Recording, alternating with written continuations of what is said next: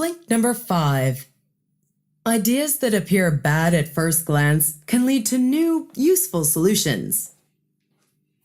One particularly dismal March, the author headed to the Tretyakov Gallery to look at a groundbreaking painting, but he was left cold when he stood before it. The picture in question was Kazimir Malievich's Black Square. It was painted at the start of the 20th century, and it's quite literally a small square canvas painted black. But the true significance of this painting lies in the story behind it. Prior to Malievich's Black Square, art tended to portray reality and beauty. Even artists such as Picasso tried to capture a sort of reality, however distorted it can appear at first. Black Square freed art of the need to portray reality and reality alone. Art could become a vehicle for enriched visual communication and cognitive expansion. Art could be free. One of Malievich's students, L. Lissitzky, put these ideas into action.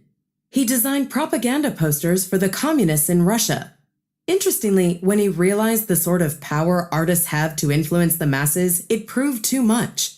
Consequently, Lissitzky, along with many other artists, fled for Germany in the 1920s.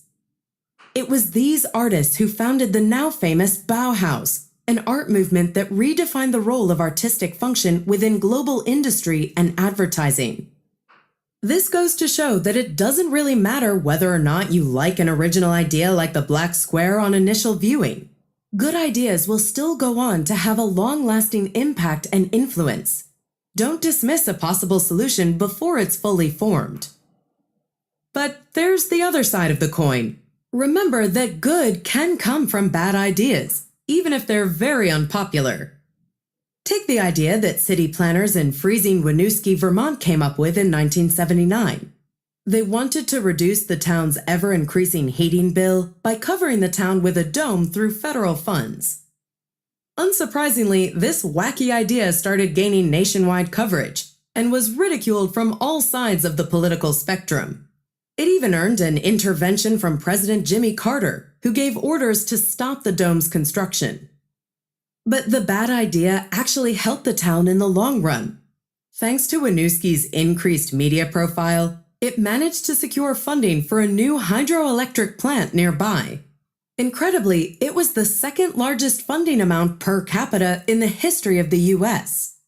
The town was able to heat itself more economically, and it all happened because one bad idea got tongues wagging. Blink number 6. Superordinate goals and mutual respect assist in unifying teams. When you think about it, the communist authoritarian Soviet Union was an unusual ally for the capitalist democracies of the West during the Second World War. But when faced with the existential threat of Hitler's forces, they put aside their differences and put their minds to the task at hand.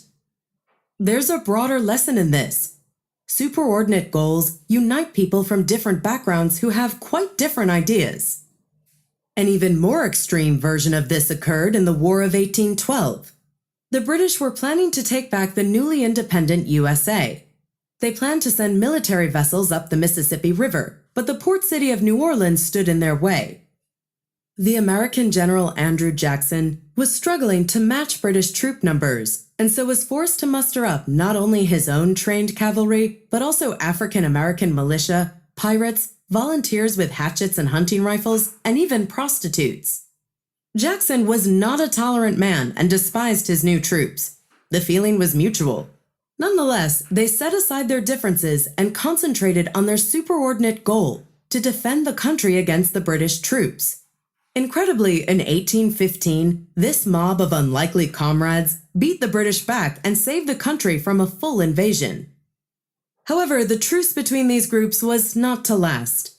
Soon after the battle, old animosities resurfaced, as signaled by the state of Louisiana attempting to reclaim pirates' property. The truth was, though their success had been a great one, the differences between the groups were simply too absolute to be overcome completely. But it's not impossible to avoid dissolution. Unity can be preserved if a culture of teamwork and mutual respect is nurtured. In 1954, an experiment was conducted at a boys' summer camp. The children were divided into two groups, the Rattlers and the Eagles, and they quickly came to loathe each other. However, they were given a series of challenges that forced them to compromise. They had to deal with a compromised water supply and the breakdown of the camp truck during a lake expedition. After the first challenge, the groups quickly reverted to the norm of hating each other. But as they were given more challenges and collaborated more frequently, they began trusting each other's intentions. They started to empathize. And so, a deeper sense of respect for the other group was cultivated. By the last day of camp, the old animosities had vanished. They sat together in the cafeteria, irrespective of what group they were a part of, and sang merrily together on the bus ride back home. It sounds like a swell summer. Blink number 7. Members of dream teams need to have intellectual humility. In the 1950s and early 1960s, the famed civil rights activist Malcolm X was a controversial figure, to put it bluntly. Not only was he a member of the radical Nation of Islam, but his bad experiences with white people in America in his younger years also led him to a radical conclusion. For him, integration was an impossible goal, and so he advocated that black and white communities should be kept separate. This story encapsulates what years of research have shown. Namely, many of our opinions are the result of our brains interpolating belief based on our previous experiences. But there is a way out, as Malcolm X later discovered. If you're put in a strange environment, you'll tend to reassess your intellectual standpoint with humility. Research shows that if you immerse yourself in a different culture, you will become more receptive to new ideas. As you move out of your comfort zone, you'll see the world from a new perspective, one that is disassociated from your individual identity. Thus, profound changes of heart become more likely. What made Malcolm X finally change his ideas about separatism was his pilgrimage to Mecca in 1964 and the subsequent time he spent in Africa. All that assisted him in developing a new multicultural perspective. He saw different cultures where people of different ethnicities lived together in harmony. It convinced him that this was also possible in the US. But reassessment doesn't come from nowhere. You have to be prepared to approach intellectual arguments with humility and recognize any predetermined allegiances or prejudices you might hold. Only then will you be able to value discussion and arguments based on their rational merits alone. Malcolm X therefore exemplifies this intellectual humility in action. He was able to reconsider his entrenched opinions and reassess them. The lesson of intellectual humility holds true for teams as well as for individuals. While it's self-evident that a diversity of opinions in a group will increase the chances that the right solution will be somewhere in the mix, it doesn't necessarily mean that the right solution will be the one that is settled on. This is where intellectual humility comes in. If people are willing and able to reconsider their opinions, then it's more likely that a difference of opinions will result in rational debate. And if people are able to debate rationally, then it's more likely that the right answer will be chosen. Blink number 8. Sharing stories leads to increased empathy. So far, we've seen how intellectual humility, lively discussions, regulated dissent, and common goals all help in creating a dream team. But there's more that can be done. When team members hear colleagues' life stories, it elicits empathy. Teams therefore improve as members better understand one another. A series of experiments conducted by Paul Zak of Claremont University looked into oxytocin production in participants under certain conditions. Oxytocin is important as it's the hormone that's produced when we experience trust or kindness, making us more empathetic toward one another. Zak demonstrated that when people were shown charity advertisements that relayed cancer patient stories or abuse suffered by pets at animal shelters, the participants' bodies produced much more oxytocin than when shown ads that conveyed statistics about cancer patients or animal abuse. They were also more likely to donate money after seeing the story-based ads than the stat-based ads. There's a reason for this. Stories make us relate to one another much better than dry numbers. It's simply much easier to put ourselves empathetically in their shoes. The effect can be scaled up, too.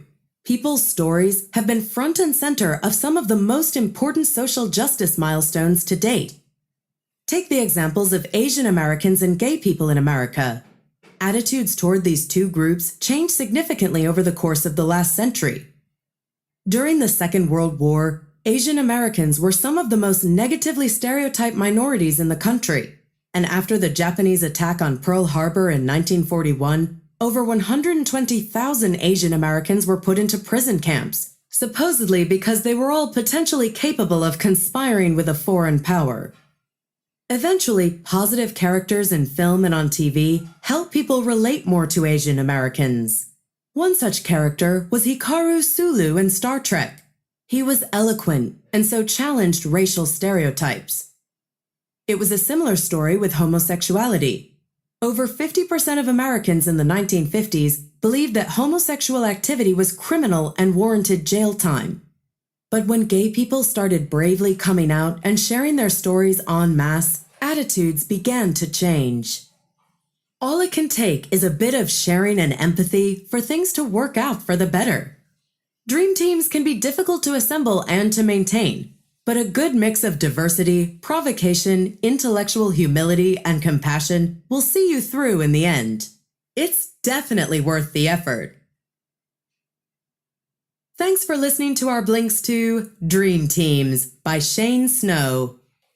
The Blink's main takeaway is that many of us have witnessed those moments when, as working as part of a team, everything comes together and something lasting is produced. What's more, the result can be greater than the work of any one individual. However, most of the time, teamwork is frustrating. We can be left thinking that going it alone was best. But that's not true.